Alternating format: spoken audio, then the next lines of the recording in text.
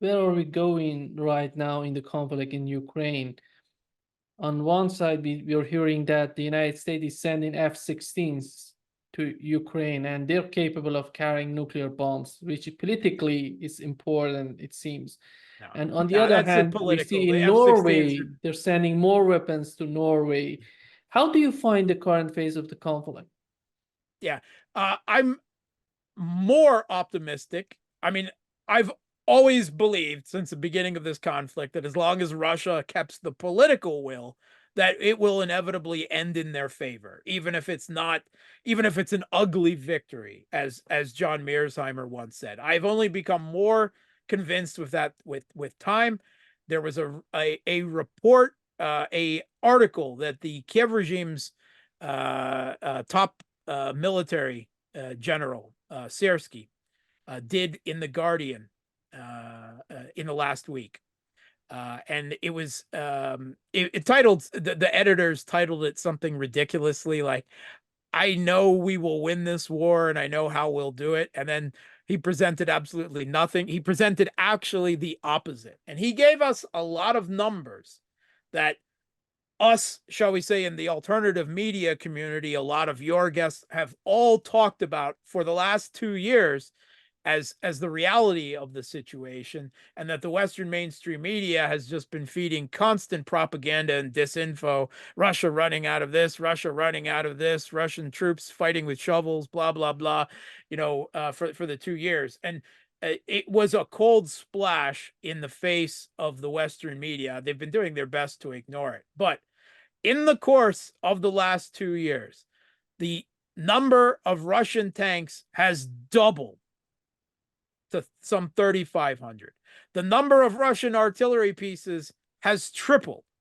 The number of Russian armored vehicles, infantry fighting vehicles, APCs, I believe, has also tripled. Certainly Russia's missile capability is just expanding. It's not decreasing. The Russian military went into this conflict with 100,000 troops. It really was a special military operation, not a full-scale invasion. It was intended to push a political settlement. It didn't work that way, largely because of the Kiev regime being supplied with the West by NATO with everything it needed. But now Sersky says that Russia will have 700,000 troops in Ukraine by the end of the year, from 100,000 to 700,000. Right. At the same time, he's talking about their manpower problems, about the desperate state of their forced conscription and their press gangs, how they have a problem with manpower, how they have a problem with trained personnel, they have a problem with officer corps.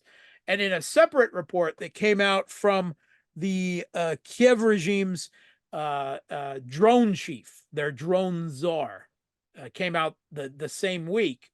For those diehard Kiev regime propaganda supporters, the NAFO types that have been hoping for some miraculous drone AI victory for the Kiev regime, some cold water was poured on that as well, because the Kiev regime's drone czar said that Russia has a 6-to-1 quantitative drone advantage.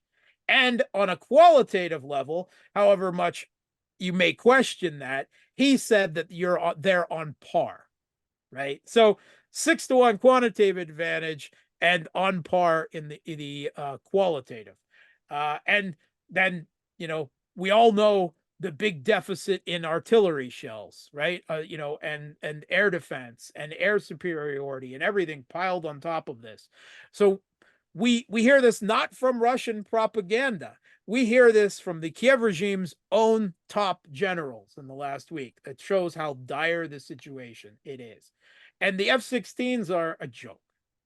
They're a joke. And even Sersky admitted, as has the US's top generals, by the way, that the F-16s are not going to change the battlefield, that they are not a game changer. They were good in the 1980s. I mean, Top Gun, Maverick, Iceman, they were really cool back then, when we were kids. But this is 2023. They're an antiquated aircraft, even if they've been refurbished. The reason that the Kiev regime is getting F-16s, and they're getting them from Netherlands and Denmark and Belgium and possibly Norway. Anyway, they were about to be mothballed, right? They were about to be put out to pasture. And the reason they're being transferred to Ukraine is because these countries got a sweetheart deal on purchasing the F-35s, which is a whole nother can of worms that they're buying into there. But the F-16 is an old aircraft. It would be going up, theoretically, against the best air defense network in the world, hands down, as has unquestionably been proven, against Russia's own Air Force, which Western media tells us 700 aircraft just in the region around Ukraine. That Russia's much more modern aircraft have much longer range radar, much longer range air-to-air missiles, much more accurate, on every conceivable way. And they've admitted this. The F-16s are not going to contest Russian air superiority. They're not going to be sent anywhere near the front lines, right? They're not going to be sent to the contact line. They're not going to stop Russia from dropping fab bombs on Kiev regime fortifications. They're going to be used, according to Ukrainian general, in West Ukraine, in hiding, as close to the border as they can get, facilitating air defense, right? Trying to shoot down Russian missiles as part of an ad hoc attempt to provide Kiev regime with air defense that just isn't working. And, F-16s hoping to shoot hypersonic Kinzhals and Zircons out of the air. Good luck with that. That's all I can say. The other thing they could possibly eventually be used for, as a replacement for the completely exterminated Kiev regime Su-24s that were used to fire the British French Storm Shadow Scalp cruise missiles, which are an air-launched cruise missile. You heard a lot about them before. You don't hear anything about them now. Why? One, Russia air defense and electronic warfare adapted to them, and they really were only getting through when they attacked an area where there wasn't air defense and electronic warfare. And two, all their carriers, their aircraft used to launch them were exterminated. So eventually we may see the F-16s assume that role once they have enough of them, if that ever happens, to undergo that role. But they'll be putting them at risk, even getting close enough to the contact line to launch those. And all the while, Russia is going to be hunting them like mad, simply to make a point and to prevent the precedent. There is a very large bounty being put on the F-16s for the Russian military forces, a lot of it being sponsored by Russian corporations, right? Very big payout. Russian troops are not fearing the arrival of the F-16. They are salivating. They've been waiting for it. They want their bonuses, right? They want to bag them in F-16, just like they got bonuses for bagging Abrams and Leopards and all the other Western wonder weapons that have been sent and exterminated in Ukraine. This is going to be even more. And they're already telling us this. They're already playing down expectations, right? They're already saying what they're going to be used for. Again, it's not me saying that this is what the F-16s are going to be used for. It's a Sikorsky, right? This is the Ukrainians themselves. And they're going to have huge problems with maintenance, the huge amount of maintenance hours. They've trained 6 pilots. Well, who has trained the maintenance personnel for maintaining the notoriously maintenance-heavy requirements of the F-16?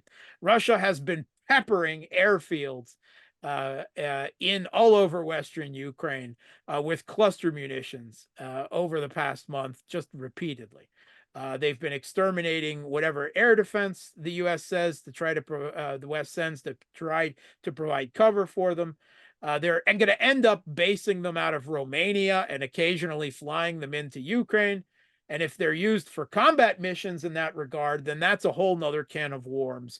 And Russia will have to consider whether they back up their declared red line and conduct missile strikes against Western military bases and Romania and possibly Poland, that if the F-16s fly combat missions, if they fire air defense missions, I think that Russia will probably quietly let it slide. But if they fly combat missions, literally out of Poland and Romania, then Russia will have to think again. But anyway, it's not a game changer. It's not going to change anything. It is mostly a political gesture. It is, you know, at some level, it is a degree of escalation, but it is a desperate sign of escalation.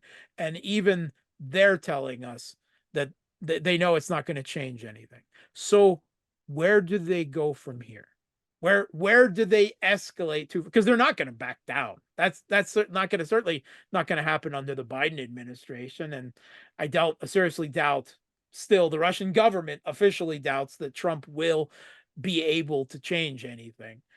So again, the only thing that's left is direct NATO intervention.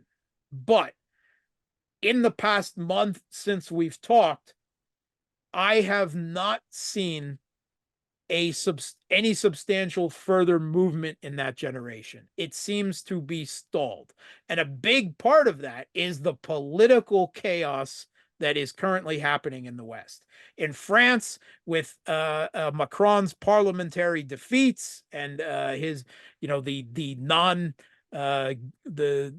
parliament being unable to form bring about a prime minister and form a stable part of the government there, with the political chaos in the United States, with the attempted assassination of Trump, which theoretically should improve Trump's chances, Biden stepping down from re-election, the hapless Kamala Harris suddenly having to be proclaimed the new Lion King. It's political chaos in much of the West. And the German government, which has been the other biggest of the Kiev regime supporters, is hanging by a thread. Now, if the Christian Democratic Union takes over, they're not going to substantially change things either. But still, there's a lot of political chaos. And I believe eventually this political chaos will be overcome, right? If it comes down to Russia not being satisfied with just the Donbass, but moving further, and as I believe they must, not only for Zaporozhye and Kherson, but if they start moving on cities like Kharkov and Kiev and Odessa, then the question of Western direct NATO intervention will eventually resuscitate itself. But it's quite clear that for the moment, that is less on the immediate horizon than it was before. It doesn't remove it in the long term of this conflict, but it does remove it for the short term. And this whole political crisis across the West is an obstacle. It is a speed bump that they really did not want. It's very inconvenient for them on top, as is this whole crisis coming out of the Middle East. So their own plans are in chaos right now. Their plans are a hope and a prayer and dark dreams of escalation that may eventually come to fruition. But right now, everything is in chaos, and no one, maybe the only one that really has a plan that is in the driver's seat right now, more, not completely, but more so than anyone else, is the Kremlin.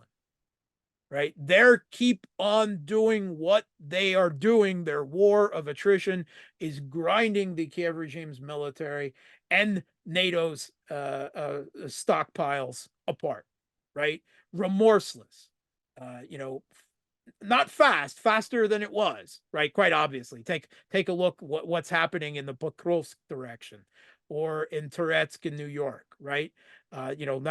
Not huge maneuver warfare breakthroughs. Like, that's one of the big things of the Western mainstream media. Oh, okay, so the Russians have made some small gains, and yeah, they're winning, but there's no breakthrough.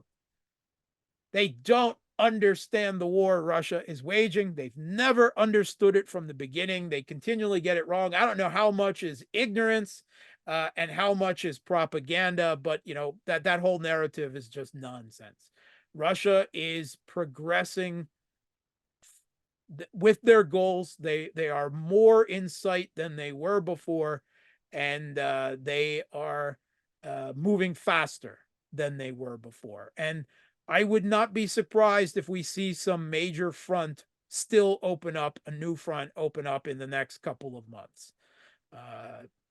I would not be surprised. It's not going to be something that's going to end the war in 2 months, right? But it will escalate a potential collapse of the Kiev regime's effective military resistance, at least in East Ukraine. And the big, again, on the horizon is always down the road, some potential NATO direct intervention. But a lot of that depends, according to even Macron said, it depends on how far Russia goes.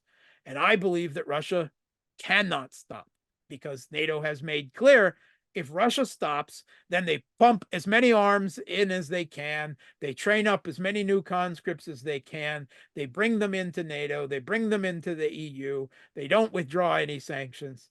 What possible motivation does Russia have for stopping? They'd have none. And if your hopes are on some propaganda about Russian losses at the front at 1,000 troops a day, nonsense. It's all just ridiculous propaganda out of the Kiev regime.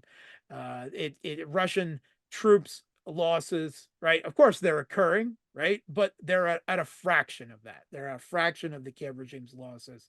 And the media zona's own estimates, until they stop providing those direct raw results of the KIA that they have been able to find in Russia on the ground, showed that Russian losses are and have always been, and have actually been decreasing quite substantially over the last 8-9 months. Russian losses have been going down because the Kiev regime's resistance is failing. Russia is becoming more adept with the FAB glide bombs, with urban assaults. Everything is progressing Russia's way on the battlefield. The Kiev regime, their days of effective military resistance are fading. Doesn't mean that they won't be able to resist, but effective resistance, it's slipping through their hands. They can do it in a few select places on the map. They can stop Russian forces, in the short to medium term, like in Volchansk. All right, they've put up a very tough defense in Volchansk. In Chasiv Yar, they've put up a very tough defense for several months there, but it's slipping. And everywhere else, it's collapsing, right? They can hold those 2 places, but they can't hold everything anymore. And increasingly, the amount that they can hold will become smaller, and they'll be able to hold it for less time. The only hope they have is a NATO intervention. That's the only hope they have left, and that's down the road, and that depend a lot on political decisions that we don't know what Putin is thinking. But I certainly have my opinion on the matter, and I don't think that Russia can stop until they reach the Polish border. And anything, if they do stop before that, then they'll simply be, in one term or another, freezing a conflict that will reignite later. And why freeze a conflict when you're winning, when you're rolling, and give the opportunity, the other side, a chance to reconstitute its defense? No, you don't do that now. You're getting, it's like a wolf getting its prey around the neck. You don't let loose. You keep going until you punch home. Let's go with the worst case scenario, and with their last hope, as you mentioned, NATO getting involved in Ukraine officially. We know that they're involved for more than 2 years in Ukraine, but officially they're getting involved on the battleground. What they can bring to the battleground that would be important for the battleground, for the outcome of the battle. Yeah. Okay, so the first thing is they can't provide enough artillery shells and air defense interceptor missiles for Ukraine, for the Kiev regime. How can they provide it for their own forces? right? So that tells you right up to there that the ground game will just get chewed up. But the Russian military is now the most powerful and experienced and capable ground, land army in the world right now. That is a result of the conflict. They've evolved. They have strengthened. They have not weakened.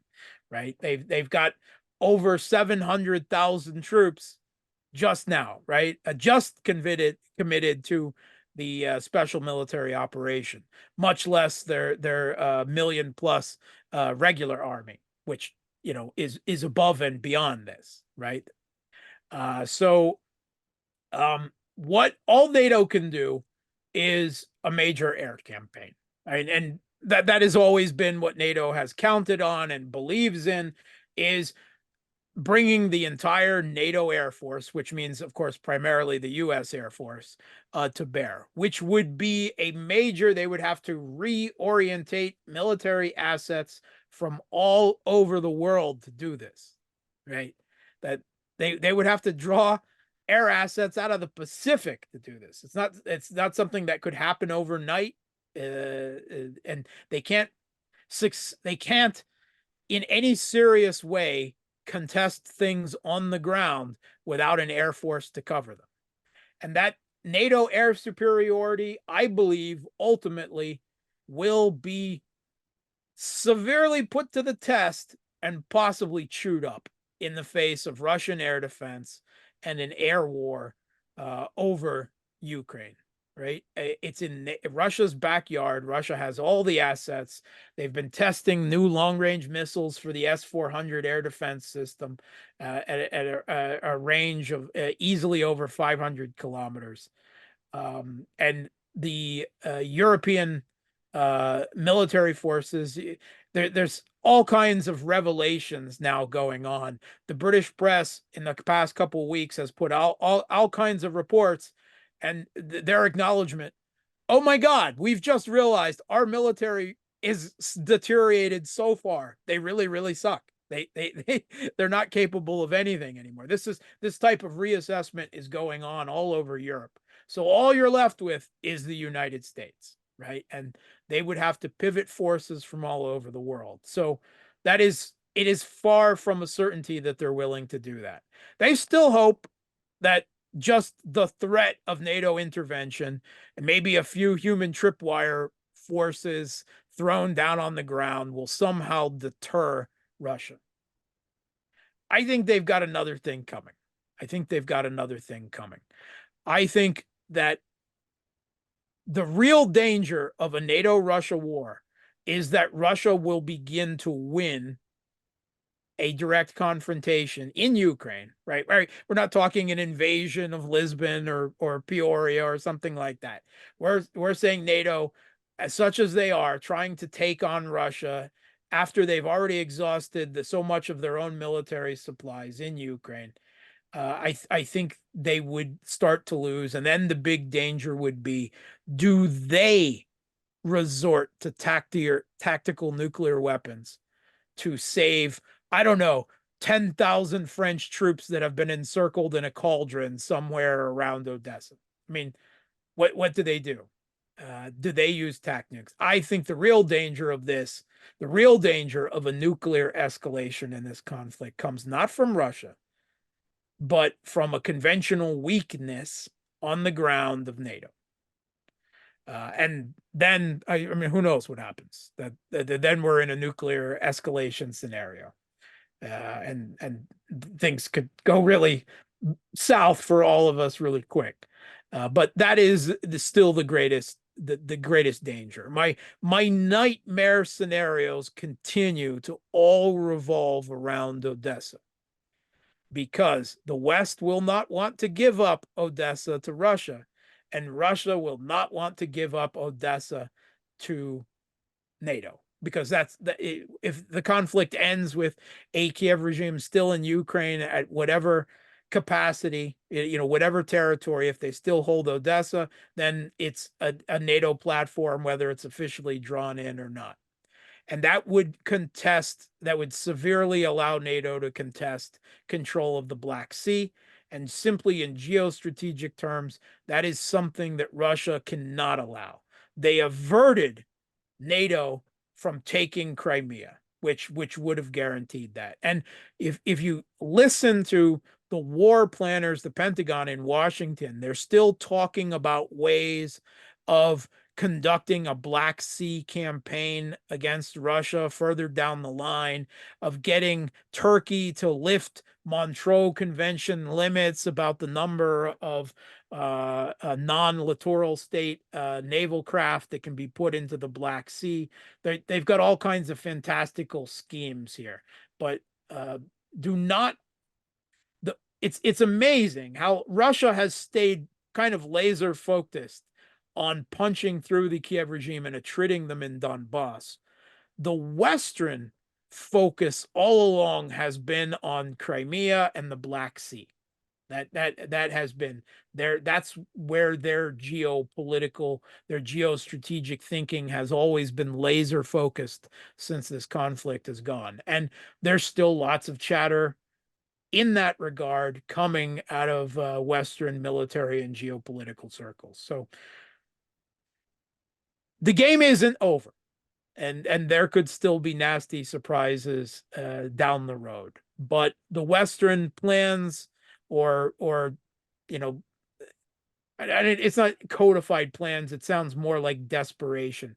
But what plans they did have been thrown into chaos with the political events, both domestically in the West, and now perhaps even more so with this renewed crisis in the Middle East occurring in the last few days. So a lot of flux and not a lot of certainty on any side, except for the Russians, who just keep on with their grinding attritional game that the West, the media, even the militaries do not understand attrition warfare. They don't seem to fully grasp what is happening and how on the ground, the proxy war in Ukraine has already been lost. But what the actual cementing of what a win and a losing means is still in play, right? Territorially, NATO expansion, all of those things are still up in the air. But on a simply battlefield level, the proxy war has been lost, and Russia has succeeded, not just over the Kiev regime's conscript military, but over all of NATO's productive military capacity, because that's what an attrition war means. Yeah.